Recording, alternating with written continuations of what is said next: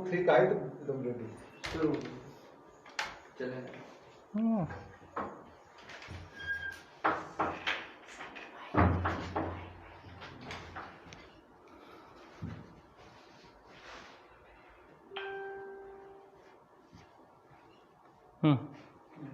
कभी ना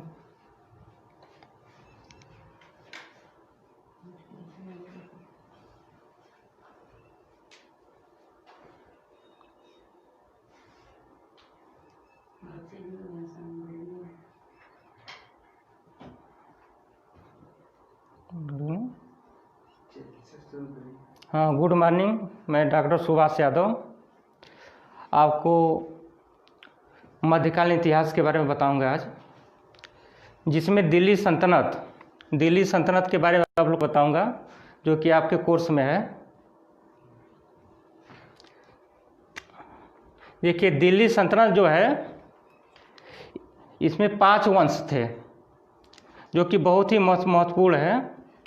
जितने भी इसमें थे सभी लोग तुर्क जाति के थे, और इसके पहले जैसे कि महमूद गजनवी था, मोहम्मद गोरी था, वे सब भी तुर्क थे।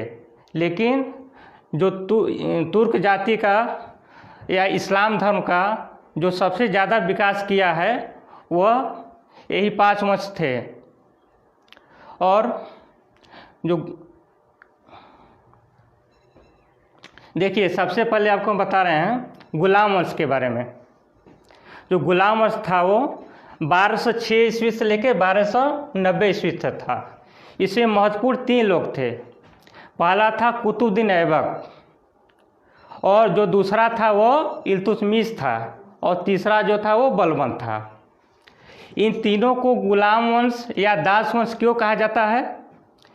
इसको इसलिए कहा जाता था कि ये जितने भी दिल्ली सल्तनत में जितने भी इसका शासनकाल 1206 ईस्वी से लेकर 1290 ईस्वी तक जितने भी शासक तीनों थे, वे एक दूसरे के दास थे। इसलिए इसको गुलाम वंश या दास वंश कहा जाता है। और इसको एक चीज़ और कहा जाता है, मामलुक वंश। मामलुक वंश का मतलब होता है कि स्वतंत्र माता पिता से उत्पन्न पुत्र। इसलिए कि कोई भी राजा होता है, उसका पुत्र होता है, फिर उसका पुत्र होता है, अनुवांशिक चलता था। जैसे कि मुगल काल में जितने भी सुल्तान हुए वे सब अनुवांशिक थे, मतलब एक दूसरे के पुत्र थे। लेकिन इसमें क्या था कि एक राजा का दूसरा राजा बना तो उसका पुत्र नहीं था, जो भी बना उसका दास था। लेकिन ये 1206 ईस्वी से लेकर 1290 ईस्वी तक ही था। इसलिए इसको गुलाम वंश या दास वंश या मामलुक वंश कहा जाता है।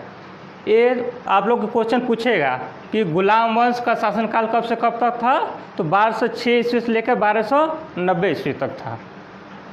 अच्छा, थोड़ा इसके पहले आपको हम बता दे रहे हैं। इसके पहले जैसे कि महमूद गजनवी था, महमूद गोरी था, तो उसमें आप लोग को भी क्वेश्चन पूछता है। जैसे ये पूछेगा आप लोगों को कि सबसे पहले भारत में जो मुस्लिम आक्रमण कौन किया था, तो उसका नाम था मोहम्मद बिन कासिम। जो सबसे पहले भारत में आक्रमण किया था वह मुस्लिम आक्रमण कौन किया था, वो मोहम्मद बिन कासिम था। वो 17 से 12 ईस्वी में आक्रमण किया। तो कहाँ किया था? सिंध में किया था। उस समय सिंध का जो राजा कौन था? दाहिर था। ठीक है, सिंध का राजा दाहिर था, और 712 ईस्वी में आक्रमण किया था। एक क्वेश्चन आपको पूछता है, ठीक है। और उसके बाद जो दूसरा है, उसके बाद आया था महमूद गजनवी। मोहम्मद बिन कासिम कहाँ से आया था? अरब से आया था। लेकिन महमूद गजनवी कहाँ से आया था?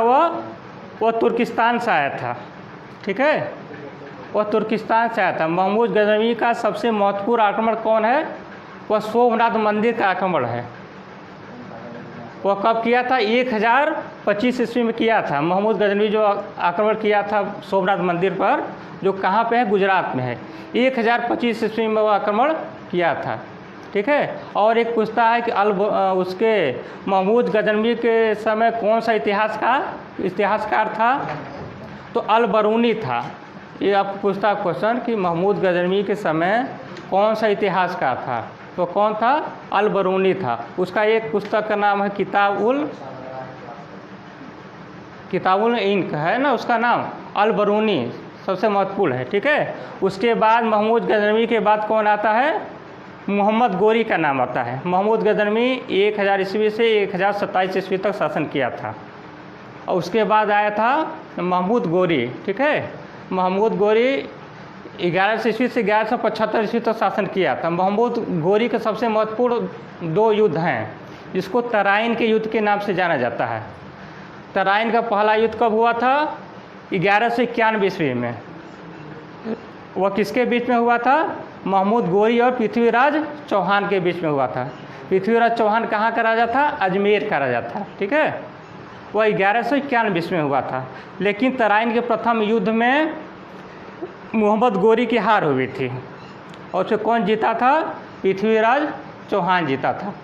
उसके बाद तराइन का जो द्वितीय युद्ध हुआ था, कब हुआ था? 1192 ईस्वी में हुआ था। वह पृथ्वीराज चौहान और मोहम्मद गोरी के बीच में हुआ था। लेकिन उसमें मोहम्मद गोरी जो है पृथ्वीराज को हरा दिया। लेकिन सबसे एक महत्वपूर्ण बात यह है कि जो तराइन का प्रथम युद्ध हुआ था, अगर उसमें पृथ्वीराज चौहान ने मोहम्मद गोरी को मार दिया होता तो आज जितने भी 1000 वर्षों तक विदेशियों ने, मुसलमानों ने या अंग्रेज़ों ने 800 वर्षों तक मुस्लिम लोगों ने शासन किया भारत पर, और 200 वर्षों तक अंग्रेज़ों ने शासन किया है। अगर वहीं पर 1191 ईस्वी में पृथ्वीराज चौहान मोहम्मद गोरी को मार दिया होता तो आज इतना लोगों ने हमारे देश पर शासन नहीं किया होता। लेकिन ये भारत की संस्कृति है, भारत के लोग दयालु प्रवृत्ति के होते हैं। उसे क्या किया? पृथ्वीराज चौहान जो है मोहम्मद गोरी को छोड़ भी दिया, और उसके बाद जितनी भी उस युद्ध में खर्च हुए थे उसको हर्जाना भी दिया, ठीक है। और मोहम्मद गोरी को ही 2 युद्ध महत्वपूर्ण है, एक तराइन का प्रथम युद्ध, एक तराइन का द्वितीय युद्ध, ठीक है। उसके बाद आते हैं, अच्छा एक बात और समझ लीजिए कि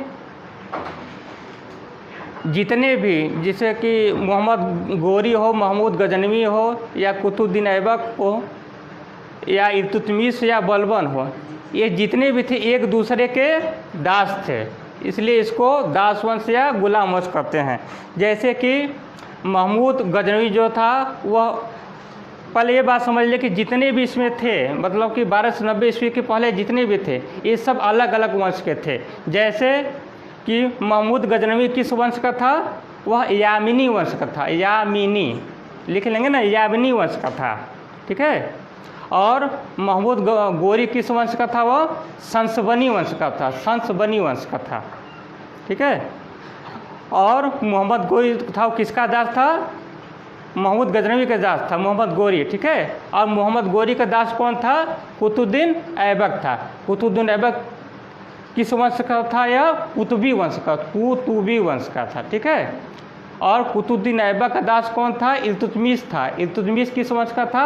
शमसी वंश का था, शमसी वंश का था, ठीक है। और इल्तुतमिश का दास कौन था? बलबन था। बलबन किस वंश का था? बल्लभी वंश का था।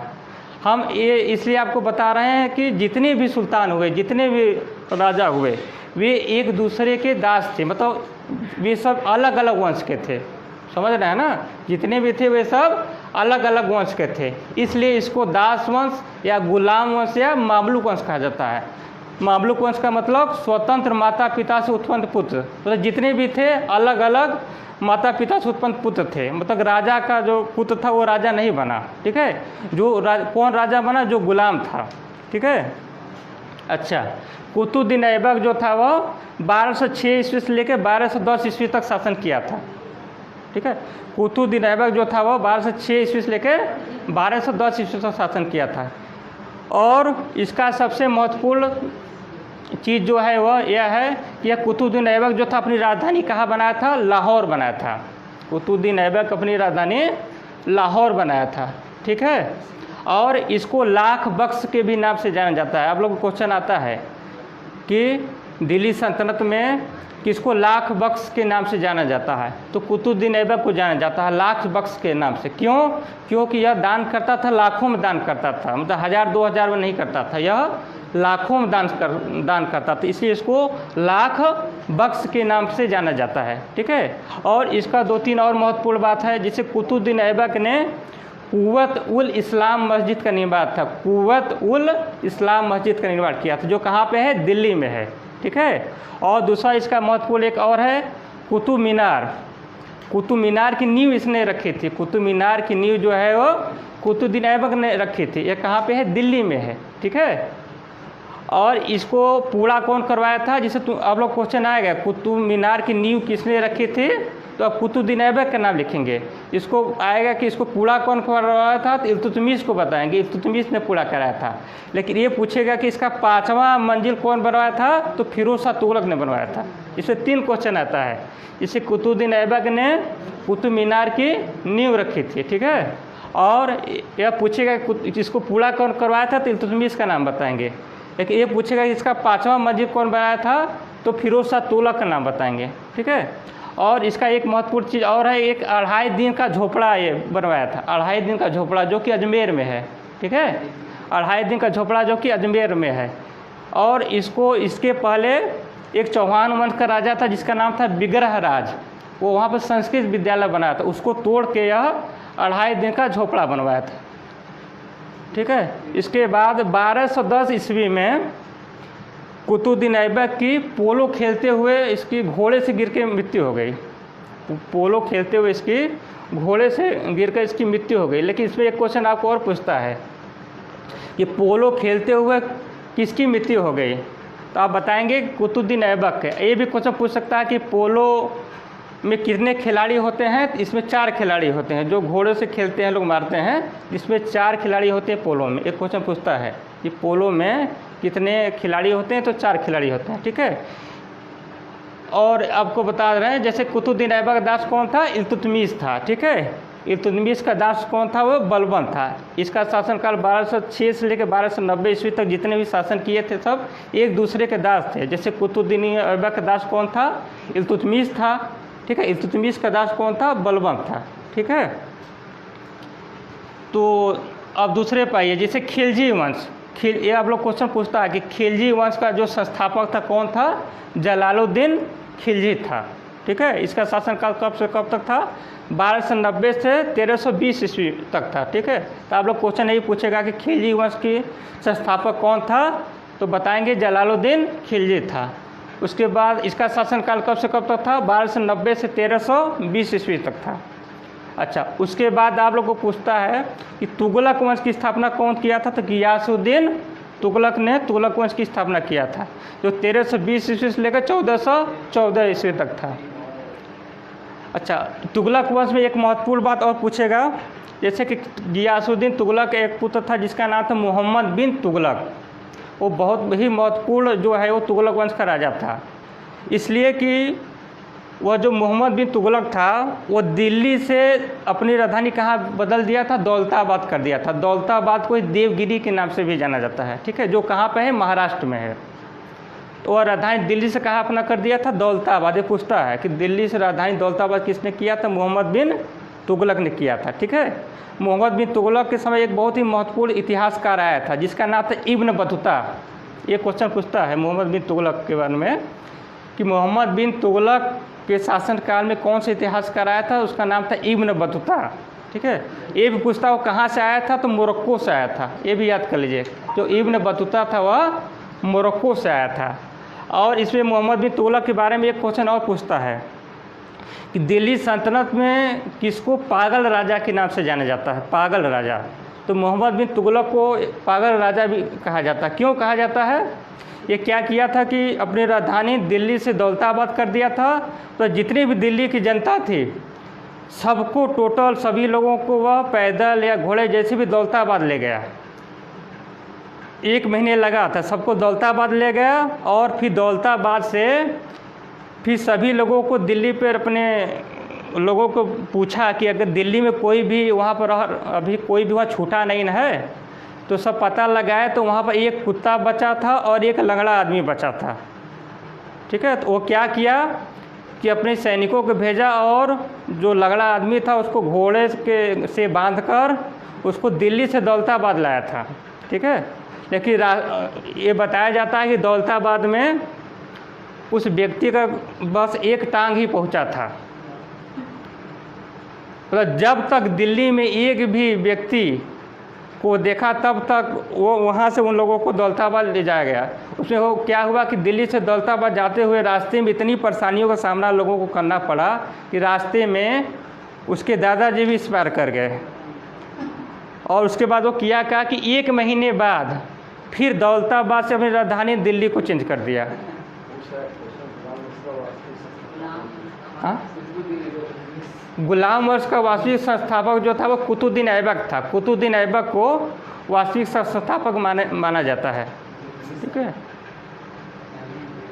हाँ, अच्छा, उसके बाद क्या किया कि 1 महीने बाद मोहम्मद बिन तुगलक जो था वो दिल्ली से दौलताबाद से राजधानी फिर दिल्ली कर दिया और वहाँ दौलताबाद से सभी जनता को फिर दिल्ली लाया, इसलिए इसको पागल राजा कहा जाता है। ठीक है। उसके बाद आपको कुछ नहीं, जिससे उसके बाद सैयद वंश आता है। तो सैयद वंश के संस्थापक आपको पूछेगा कि सैयद वंश के संस्थापक कौन थे, तो खिज्र खां थे। बस यही आप लोग पूछेगा कि सैयद वंश के संस्थापक कौन थे, तो खिज्र खां थे। इसका शासनकाल 1414 से 1451 ईस्वी तक था, इससे ज़्यादा नहीं पूछेगा।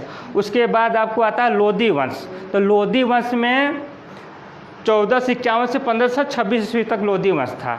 लोधी वंश का संस्थापक पूछेगा कौन था, तो बहलोल लोधी था। इसमें 3 लोग शासन किए थे, बहलोल लोधी था, फिर सिकंदर लोधी था, फिर कौन था, इब्राहिम लोधी था। ठीक है। लेकिन इसमें सबसे महत्वपूर्ण एक क्वेश्चन आप लोगों को आता है। इससे सिकंदर लोधी जो था वह आगरा नगर, आगरा जानते हैं ना, आप लोग गए थे घूमने, आगरा नगर की स्थापना कौन किया था, सिकंदर लोधी ने किया था। कब किया था, 1504 ईस्वी में किया था। कौन किया था, सिकंदर लोधी।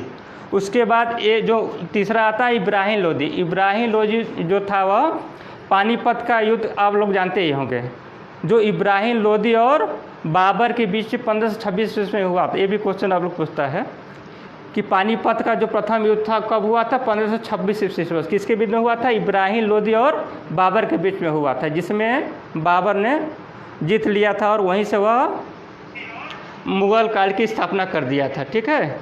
और इसमें एक महत्वपूर्ण, जितने भी दिल्ली सल्तनत में एक चीज़ आपको और पूछेगा कि दिल्ली सल्तनत में, ठीक है, जैसे दिल्ली सल्तनत में जैसे गुलाम वंश हो या खिलजी वंश हो या तुगलक वंश हो, ये तीनों जो थे क्या थे, वे तुर्की वंश के थे, तुर्क जाति के थे। ठीक है। लेकिन जो सैयद वंश से, लोधी वंश से, ये सब क्या थे, ये सब अफगान थे, अफगानी थे।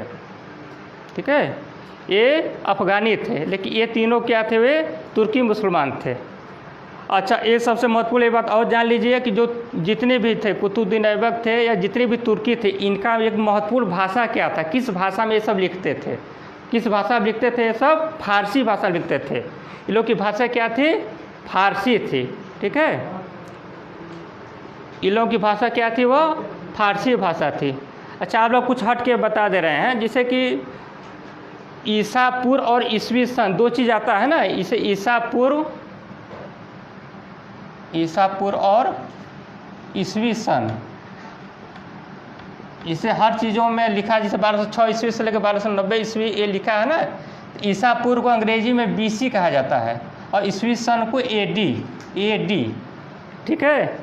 आप ये समझ लें कि ईसा पूर्व ईसवी सन है क्या, ये बार बार आप लोग ईसा पूर्व ईसवी सन आता जाता है ना।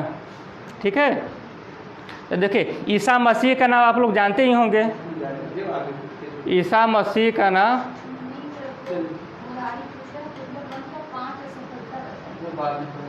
अच्छा बाद में बता देंगे, 5 असफलता तो जो था वो बाद में बता देंगे। जैसे देखिए, ईसा पूर्व और ईसवी सन, जैसे वो 5 चीज़ों किया था ना, तुगलक वंश का जो 5 असफलताएँ, वो 5 चीज़ किया था। उसको राजधानी परिवर्तन किया था, दिल्ली से दौलताबाद का किया था, सांकेतिक मुद्रा का प्रचलन किया था। ठीक है। किसका, दिल्ली सल्तनत किसका, मुगल काल के किसका, इब्राहिम लोधी था। इब्राहिम लोधी था। ठीक है। हाँ, जो कि पानीपत का युद्ध बाबर और इब्राहिम लोधी के बीच में हुआ था। ठीक है।